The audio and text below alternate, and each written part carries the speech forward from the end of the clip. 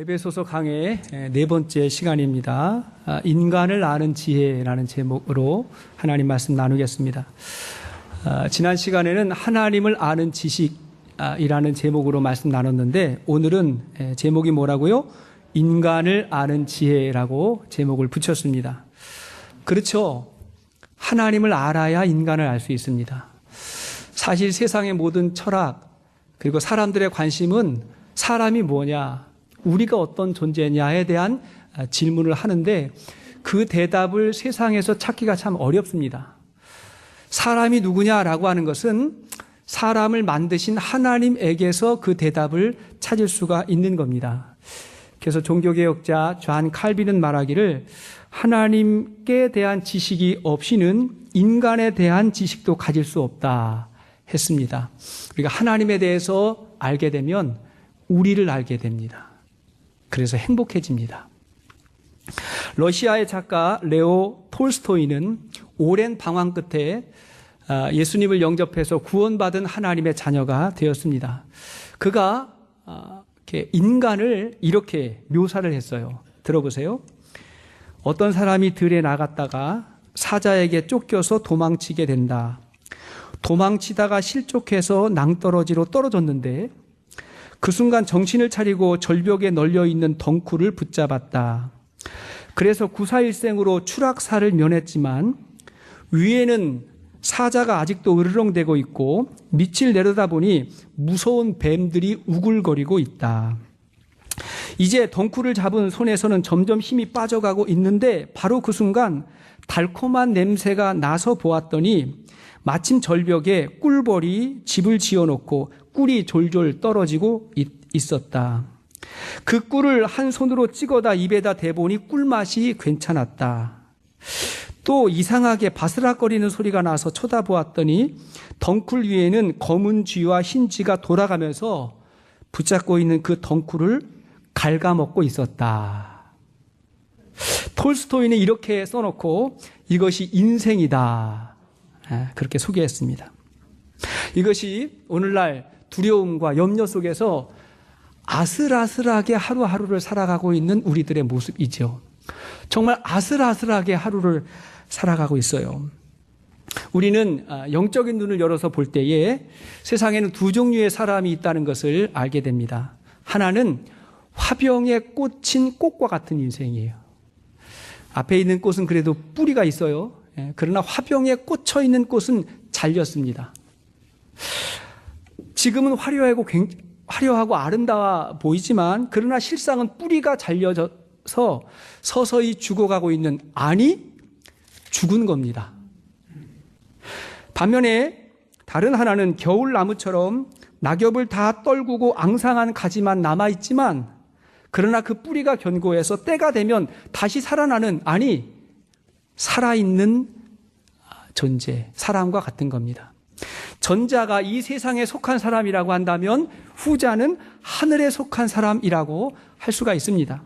오늘 말씀을 보면 이렇게 이 세상에 속한 사람과 하늘에 속한 사람의 모습을 설명하고 있습니다. 자, 어떻게 다를까요?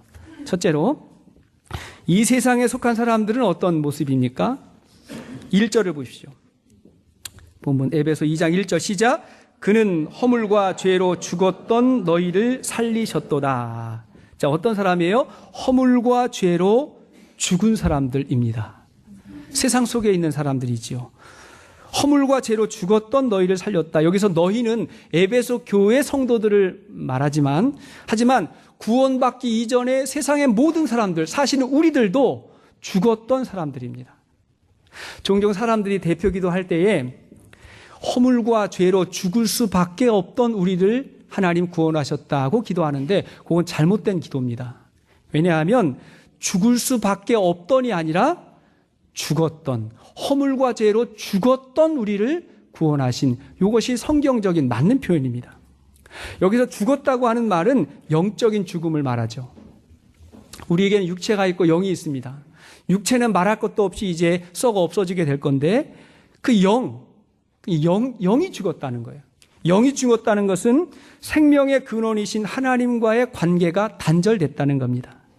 하나님과의 관계가 단절되면 하나님으로부터 오게 되는 모든 것들이 끊겨요. 하나님의 사랑, 하나님의 은혜, 축복, 구원이 막혀요. 생명이 끊어집니다. 그것이 영적 죽음이에요. 그러면 우리는 잠깐 세상에 살지만 흔적도 없이 사라지는 존재가 됩니다. 성경은 이런 상태를 요한계시록 3장 1절을 보니까 시작. 내가 내 행위를 아노니 내가 살았다 하는 이름은 가졌으나 죽은 자로다. 살은 것 같지만 죽은 자다고 말합니다. 무엇 때문에 죽었을까요? 허물과 죄 때문에 죽었습니다. 허물과 죄 두 가지는 비슷한, 죄라고 하는 의미인데 약간 달라요, 뉘앙스가. 허물이라고 하는 말은 경계선을 넘어갔다는 거예요. 경계선을 넘어갔다. 다시 말하면 하지 말아야 할 것들을 한다. 그런 죄를 말하는 것이고, 그 다음에 이 죄라고 하는 말은 목적을 상실했다. 방향을 상실했다는 거예요. 다시 말하면 해야 할 것을 하지 않았던 죄를 말합니다. 그러니까 하나님과의 관계가 단절이 되면 경계선을 넘어가서 하지 말아야 될 것들을 하고 또 방향과 목적을 상실해서 정말 해야 될 것을 하지 못하는 그런 상태가 된다는 거예요. 그러면 겉으로는 산 것 같으나 실상은 죽었다고 선언하는 겁니다. 2절과 3절을 보면 그런 죄의 모습을 가지고 살아가는 사람들의 현상에 대해서 설명을 하고 있습니다. 자, 2절, 3절 읽겠습니다. 시작. 그때 너희는 그 가운데서 행하여 이 세상 풍조를 따르고 공중의 권세 잡은 자를 따랐으니 곧 지금 불순종의 아들들 가운데에서 역사하는 영이라. 전에는 우리도 다 그 가운데서 우리 육체의 욕심을 따라 지내며 육체와 마음에 원하는 것을 하여 다른 이들과 같이 본질상 진노의 자녀이었더니. 자, 여기에 죄 속에서 살아가는 사람들의 모습이 나오는 세 가지입니다. 첫째는 뭐냐면 이 세상 풍조를 따르는 삶이에요. 세상을 따라 살아요. 죄인의 삶은 결국 세상으로 흘러가게 돼 있어요. 여기서의 세상은 뭐냐면 잘못된 문화, 잘못된 가치관, 잘못된 시류를 말하는 것입니다. 물고기가 죽으면 물을 거슬러 올라가지 못하고 그냥 이렇게 흘러가는 것처럼 영이 죽으면 세상이 흘러가는 대로 그냥 살아가는 거예요. 흘러가요. 저항할 수 없어요. 그냥 끌려가는 것입니다. 오늘날 세상은 텔레비전이나 영화나 혹은 잡지, 광고의 영향력을 벗어나기가 어렵습니다. 다 이제 그런 것들을 보고 살면서 그것들이 행복과 불행의 조건을 만들기도 하고 옳고 그른 기준을 그것들이 만들고 그걸 보면서 우리가 자기를 점검하는 시대가 돼버렸습니다. 많은 사람들이 하면 나도 해야 돼요. 그가 하면 나도 해야 되고 당신 왜 그렇게 살아요? 라고 물으면 요즘 세상이 다 그래요. 그렇게 말을 하죠. 성경에 하나님의 뜻이 이겁니다라고 이야기하면 아니 목사님 그건 목사님이 몰라서 그래요. 세상 다 그렇게 살아요. 라고 서슴없이 말하는 사람들은 영이 죽은 겁니다. 우리가 어쩔 수 없이 세상에서 살면서 영향을 받는 것도 있지만 그래도 내가 말씀으로 살아야지요 라고 말하는 사람이 산 사람입니다. 두 번째, 이런 삶은 마귀의 영향을 받는 삶이죠. 2절을 보면 이런 말씀이 있죠. 그때 너희는 그 가운데 행하여 세상 풍조를 따르고 그 다음에 공중의 권세 잡은 자를 따랐으니 곧 지금 불순종의 아들들 가운데에서 역사하는 영이라. 공중의 권세 잡은 자 누구를 말합니까?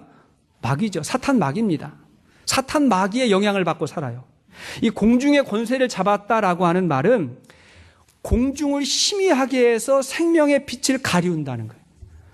하나님이 세상을 말씀과 은혜로 통치하실 때 이 공중을 안개와 같이 희미하게 해서 진짜 중요한 것을 가린다는 거예요. 그래서 고린도 후서 4장 4절 말씀 보니까 시작. 그 중에 이 세상의 신이 믿지 아니하는 자들의 마음을 혼미하게 하여 그리스도의 영광의 복음의 광채가 비치지 못하게 한다. 이 세상 신이 혼미하게 해요. 분별력을 잃어버리게 해요.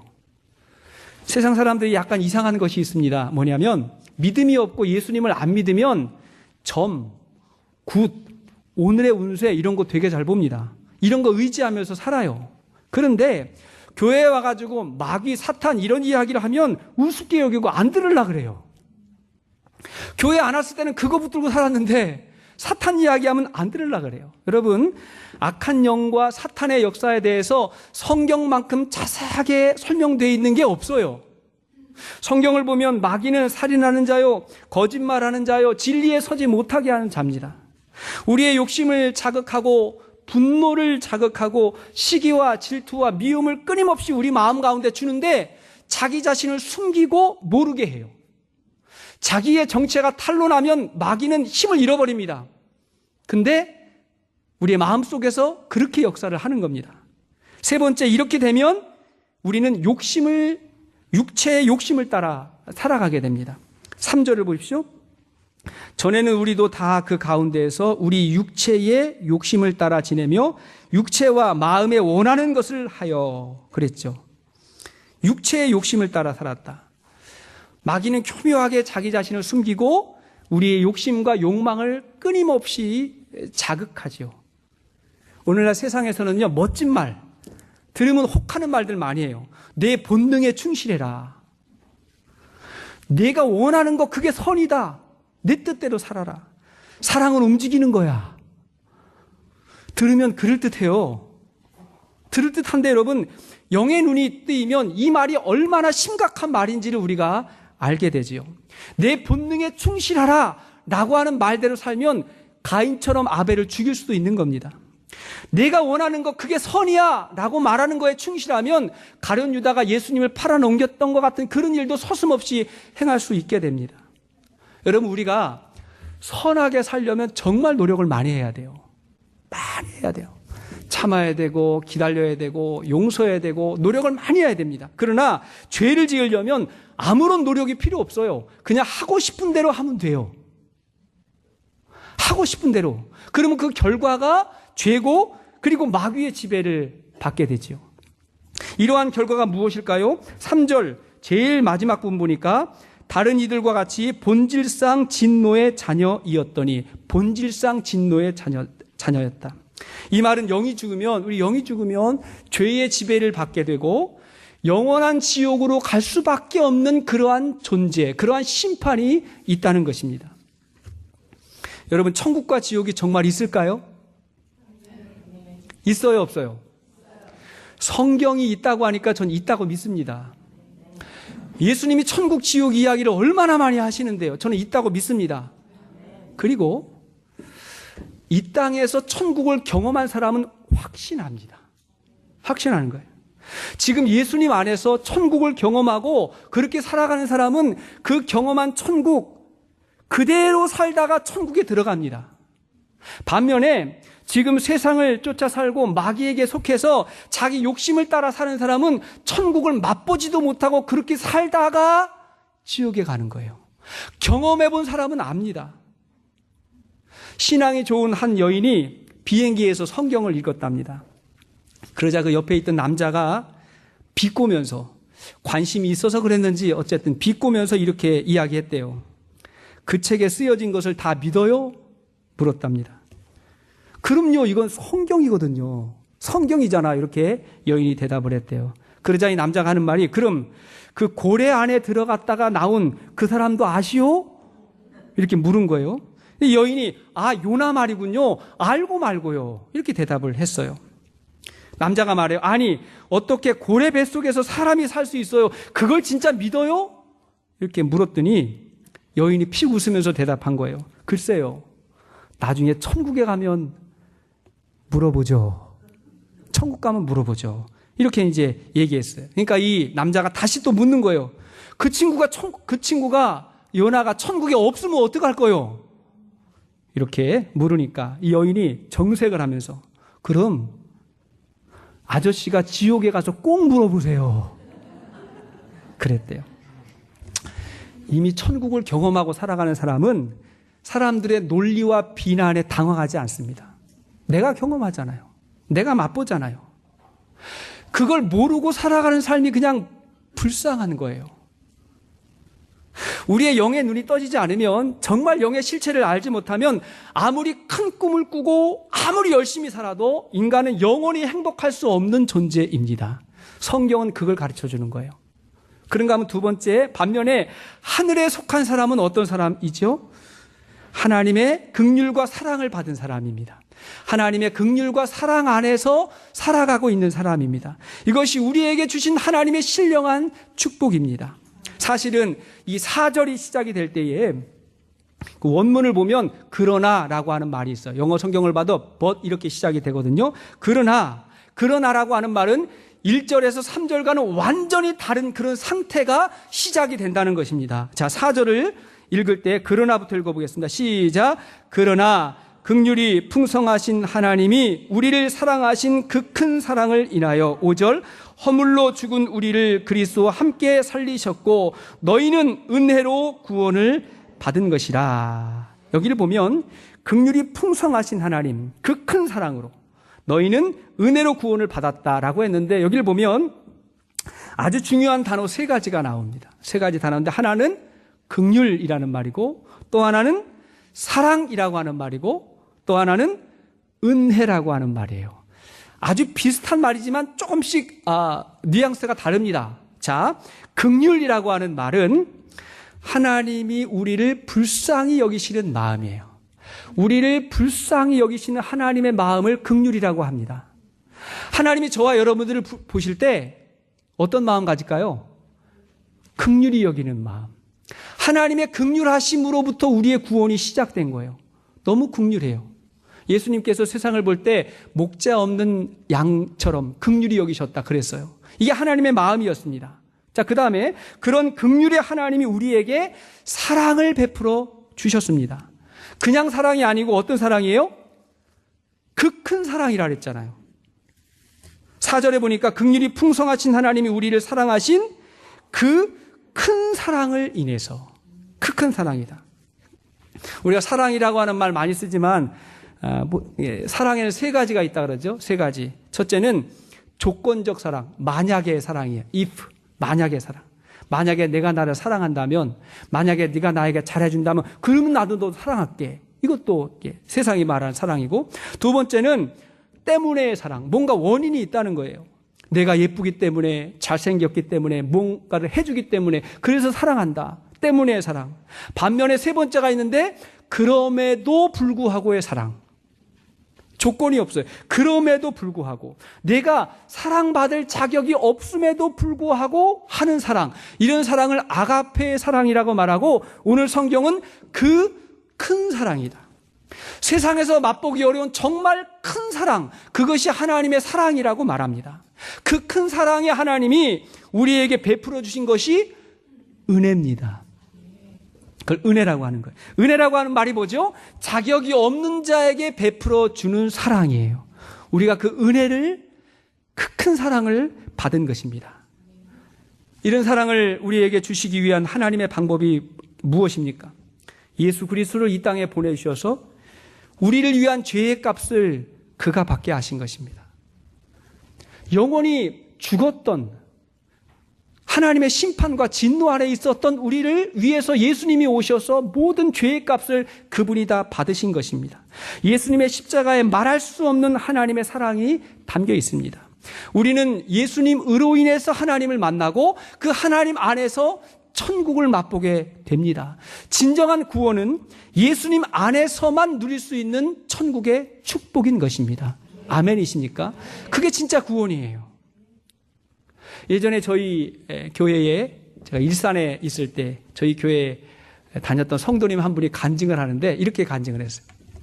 너무 인생이 힘들고 어려워가지고 밤새 술을 마시고 아침 일찍 집에 들어가는데 이분은 술 마시고 늦게 들어가지 않아요. 일찍 들어가요. 새벽에 가니까. 아침 일찍 집으로 가다가 교회가 있어가지고 그냥 교회 안으로 들어온 거예요. 터덕터덕. 술에 취해가지고. 들어와가지고 그냥 의자에 앉아가지고 잠이 들었어요. 잠이 들었는데 그 다음날 새벽에 교회는 새벽 기도 하잖아요. 새벽 기도를 하는데 뭔가 소리가 나서 깨보니까 예배 시간인 거예요. 그래서 이거 내가 왜 발걸음이 이렇지 하고 그게 계기가 돼가지고 이제 신앙생활했던 엄청난 은혜를 받은 성도가 있는데 비슷한 사람이 있어요. 우리에게 가장 친숙한 찬송인 나 같은 죄인 살리신 이란 곡을 만든 존 뉴턴이라는 사람은 회심하기 전에는 깡패였습니다. 우리 식으로 말하면 조직폭력배, 밑에 부하들이 많았어요. 깡패였고 술과 폭력을 즐기며 살았고 심지어 노예 상인이었습니다.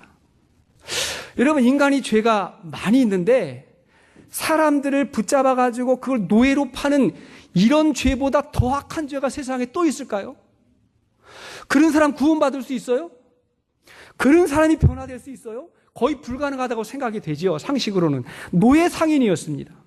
그런 그가 어느 날 술에 취해서 장난 삼아서 런던의 한 교회에 집회에 참여를 하게 됐는데 예배에 참석해가지고 제일 뒷자리에 앉아가지고 예배를 드렸습니다. 아무 생각 없이 앉아가지고 있는데 설교를 듣고 있는데 그날 설교 본문이 뭐냐면 누가복음 15장에 집을 나갔다 돌아온 탕자의 이야기. 아버지의 가슴에 대못을 받고 세상으로 나갔다가 허랑방탕하게 살다가 다시 돌아온 그 아들을 따뜻하게 맞아주는 그 아버지와 하나님의 사랑에 대해서 말씀을 전하는데 그 말씀을 듣고 성령의 강권적인 은혜를 받은 거예요. 그 말씀을 듣고 자신이 얼마나 큰 죄인인지를 깨닫게 되고 눈에서 주체할 수 없는 눈물이 흐르게 되고 그 바닥에서 내려와가지고 고꾸라져서 거기서 울며 회개하는 그런 역사가 일어나게 되었습니다. 그가 그 자리에서 예수를 믿고 회심한 이후에 목사가 되었습니다. 하여튼 목사라고 하는 직업은 아무나 다 되는 것 같아야죠. 그런 사람이 하여튼 목사가 됐어요. 목사가 돼가지고 그분이요, 요한 웨슬레 목사님하고 같이 영국의 역사를 바꿨습니다. 영국의 대부흥을 일으키고 그 다음에 영국의 유명한 정치인인 윌리엄 윌버포스, 제가 한두 차례 이야기했죠. 윌리엄 윌버포스의 영적인 멘토가 돼가지고 영국에서 노예 제도를 폐지하는 엄청난 역사를 이룹니다. 노예 상인이었는데 그가 목회자가 돼가지고 정치인의 멘토가 돼가지고 그를 위해 기도해주고 그를 지지해줘가지고 영국 사회를 바꿔버린 놀라운 역사를 이루었고 정말 많은 사람들을 생명의 길로 인도하는 삶을 살았습니다. 그는 허물과 죄로 죽었던 사람에서 하나님의 긍휼과 사랑으로 완전히 새 생명이 된 정말 행복한 사람이 되었고 그의 삶의 고백이 Amazing Grace, 나 같은 죄인 살리신이라고 하는 이 곡에 삶의 고백이 그대로 나왔어. 이 찬양으로 또 엄청난 사람들이 은혜를 받고 있지요. 여러분 1절만 한번 같이 한번 불러볼까요? 시작. 나 같은 죄인 살리신 주네 놀라워 잃었던 생명 찾았고 광명을 얻었네. 세상에요, 이런 삶의 엄청난 변화는 예수님 만나지 않으면 거의 불가능해요. 정말 불가능합니다. 사람들은요, 자기 행복을 찾아서 누군가를 찾아가죠. 누가 나를 행복하게 해줄 수 있을까?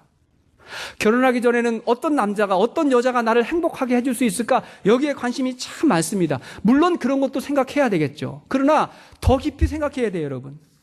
세상에 나를 행복하게 해줄 수 있는 사람은 없습니다. 누가 나를 행복하게 해줄 수가 있을 것 같아요? 영적인 원리는 이런 거예요. 이미 행복해진 사람이, 이미 사랑이 충만한 사람이 다른 누군가를 만나서 나의 사랑을 나누는 거지, 그러면서 행복한 거지, 날 행복하게 할 사람이 누구요? 라고 보면 실망과 좌절밖에 없어요. 만약에 여러분들이 예수님을 믿는다고 한다면, 예수님 만났다고 한다면 세상을 통해서, 사람을 통해서 행복해지려고 하는 생각을 버려야 됩니다.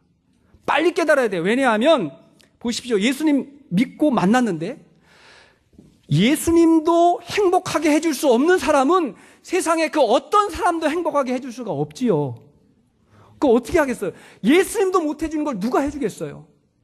진짜 행복은 내가 예수님 만나서 예수님 안에 있는 행복함, 예수님으로 충만한 삶을 내가 경험하고 그 행복을 나누기 위해서 누군가를 만나고 나누다가 보니까 커지는 거예요.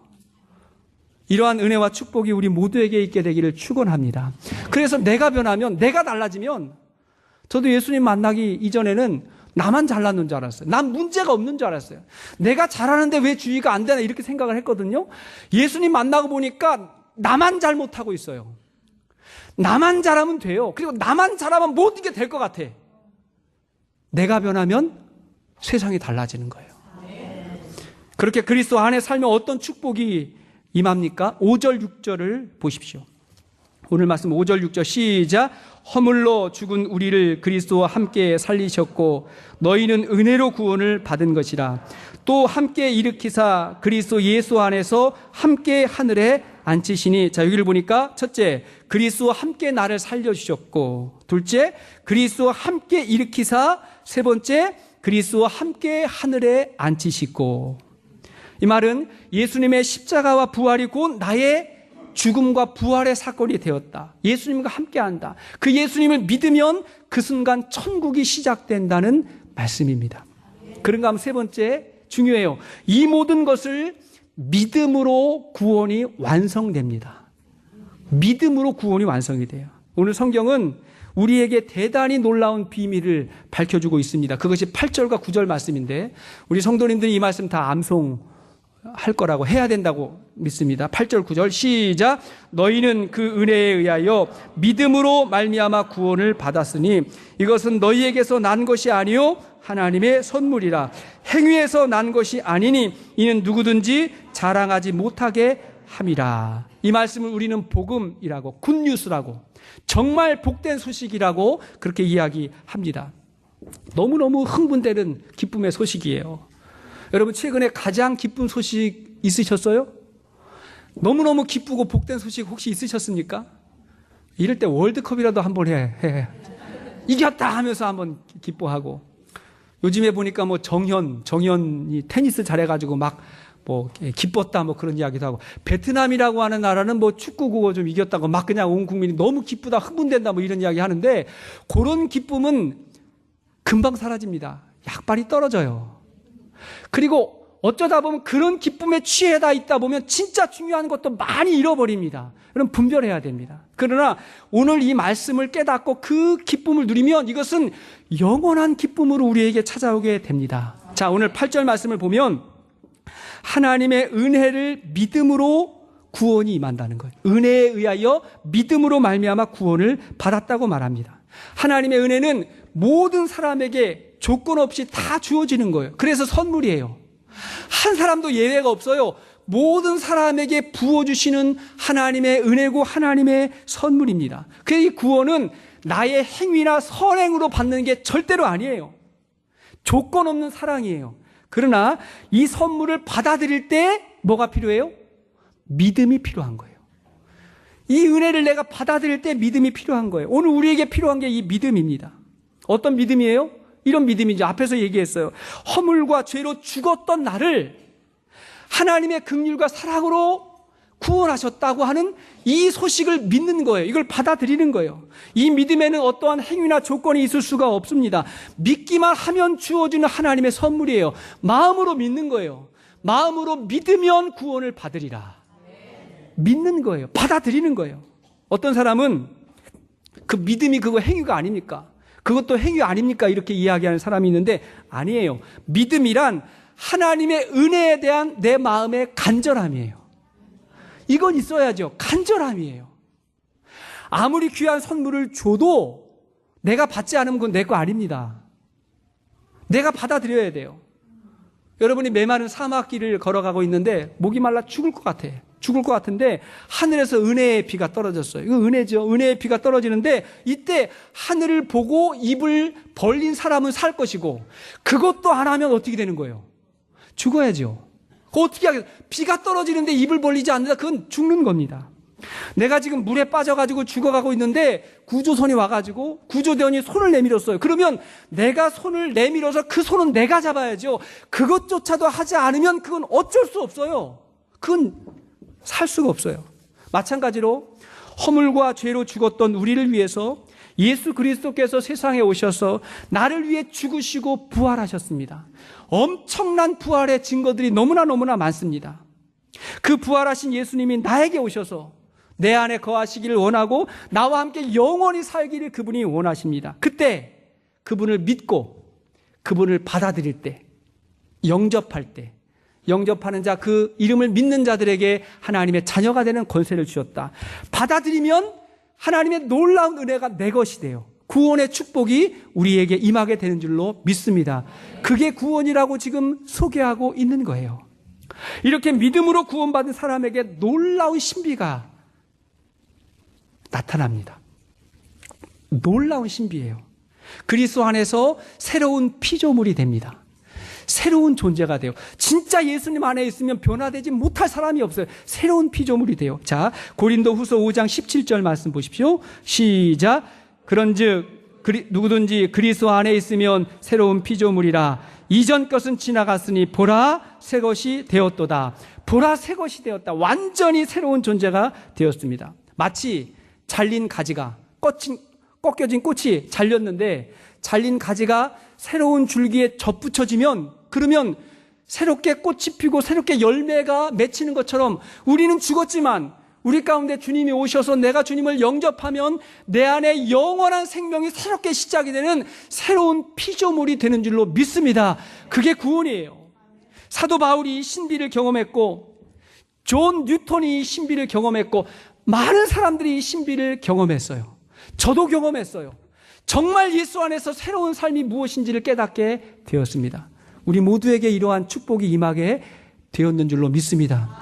아직 되지 못했다면 오늘이라도 주님을 새롭게 영접하고 새로운 구원과 생명의 축복을 누릴 수 있게 되기를 축복합니다. 오늘 본문 10절 말씀 보면, 그래서 10절 말씀 시작. 우리는 그가 만드신 바라 그리스도 예수 안에서 선한 일을 위하여 지으심을 받은 자니 이 일은 하나님이 전에 예비하사 우리로 그 가운데서 행하게 하려 하심이라. 여기를 보니까 우리는 그가 만드신 바라 그리스도 예수 안에서 선한 일을 위하여 지으심을 받은 자니. 자, 여기서 우리는 그가 만드신 바라는 말을 풀어서 설명하면 이거예요. 우리는 하나님의 걸작품이 되었습니다. 하나님의 작품이 되었습니다. 예수 안에서 영적으로 다시 태어났는데 이거는 하나님의 걸작품입니다. 옆에 있는 분들 한번 바라보시고 영의 눈으로 보세요. 그래야 걸작품으로 보여요. 옆에 있는 분 한번 바라보시고 당신은 하나님의 걸작품입니다. 한번 이야기해서 시작. 당신은 하나님의 걸작품입니다. 정말 하나님의 작품입니다. 여러분 믿습니까? 나는 하나님의 작품이에요. 하나님이 나를 빚으셨어요. 그러면 이 믿음을 갖게 되면 걸작품이 되면 어떻게 살아가는지 아세요? 그 다음 보세요. 선한 일을 위하여 지음받았다. 선한 일을 위하여. 여기서의 선은 내 선이 아니라 하나님의 선을 말해요. 인간에게는 선함이 없어요. 인간의 마음은 완전 타락, 전적 죄인입니다. 선함이 없어요. 근데 예수님이 내 안에 오셔서 하나님의 선함을 가르쳐 주셨어요. 그리고 하나님의 선함을 이룰 수 있는 사람으로 우리를 이끌어 주시는 줄로 믿습니다. 그리스도 예수 안에서 새롭게 지음받은 사람은 이 세상이 아니라 하나님 나라를 살아가고 마귀의 영향력이 아니라 예수님의 제자로 살아가는 축복이 임하게 되는 줄로 믿습니다. 이 축복을 로마서 12장 2절 말씀을 우리가 한번 믿음으로 읽고 말씀을 마치도록 하시겠습니다. 시작. 이 세대를 본받지 말고 오직 하나님의 선하시고 기뻐하시고 온전하신 뜻이 무엇인지 분별하도록 하라. 이 세대를 본받는 것이 아니라 하나님의 선과 기쁨과 그리고 온전하심을 위해서 살아갈 수 있는 우리 모두가 될 수 있기를 주의 이름으로 축복합니다. 우리 헌신 찬양 같이 한번 하시겠습니다.